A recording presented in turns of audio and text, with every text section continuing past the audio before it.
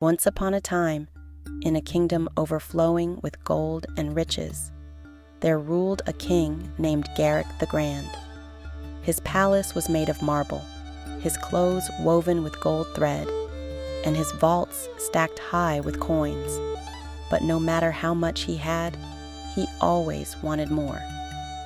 Garrick was not just greedy, he was dishonest. He promised his people a better life, but instead, he raised taxes and kept the gold for himself. He took from the poor, built statues in his own honor, and feasted while his people starved. He thought himself untouchable. One day, he heard of a mysterious old man who lived in the hills, a man said to possess a pouch of gold that never emptied. If true, it was the greatest treasure of all. King Garrick wanted it.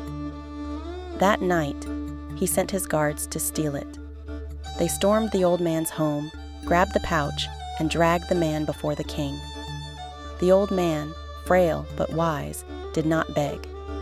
Instead, he smiled.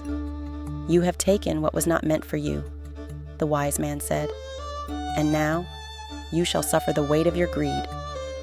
King Garrick laughed. "I am the ruler of this land.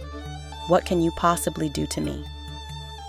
The old man raised his hand, and suddenly a great silence fell upon the hall. The torches flickered, the air grew cold, and Garrick felt a terrible weight press upon his chest. "From this day forward, you will age 1 year every sunrise," the wise man declared. "For every day that passes, your body will grow older and weaker. You will feel your greed rot you from the inside out until your final breath. There is only one way to break the curse." The king's eyes widened. "Tell me," the old man's voice echoed through the chamber. "Return every coin you have stolen. Give back all that you have taken. Only then will time return to you." Then he vanished into the wind. At first, King Garrick thought it was a trick. But when he woke the next morning, he felt different. His hands ached, his back was sore, and when he looked in the mirror, he was older. His black hair had streaks of gray, his face lined with wrinkles.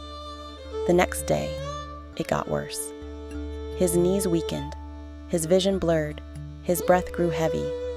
He was aging faster than any man should. Days passed, and the kingdom whispered of their king's strange transformation. He, once strong and proud, now walked with a cane. His voice, once commanding, now shook with age. The gold in his vaults meant nothing. It could not buy back time.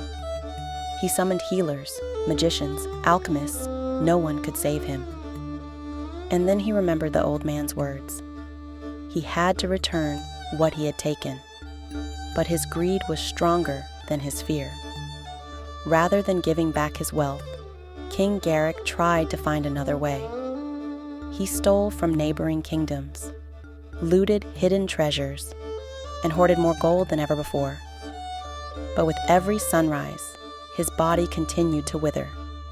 His hands trembled. His legs barely carried him. His once mighty voice turned to whispers. The king who had everything was now a prisoner in his own body. Years passed in mere months. King Garrick, once powerful, now lay weak in his golden throne. His hair was white, his skin wrinkled, his voice barely a whisper. His people no longer feared him. They pitied him. The once mighty king was now a dying man clutching a throne of stolen wealth. At last, with only days left to live, Garrick made the unthinkable decision. He ordered his guards to gather the people. He opened his vaults and commanded that every coin, every stolen jewel, be returned to the people he had robbed. For the first time in his life, he gave instead of took. And as the final piece of gold left his hands, a great wind rushed through the castle. The curse lifted. Garrick gasped, feeling the strength return to his body. His skin smoothed, his breath steadied, his bones no longer ached. Time had returned to him. But though the curse was broken, his heart remained heavy. He had spent a lifetime taking, and it had cost him everything. From that day forward, he ruled not as Garrick the Grand, but as Garrick the Just.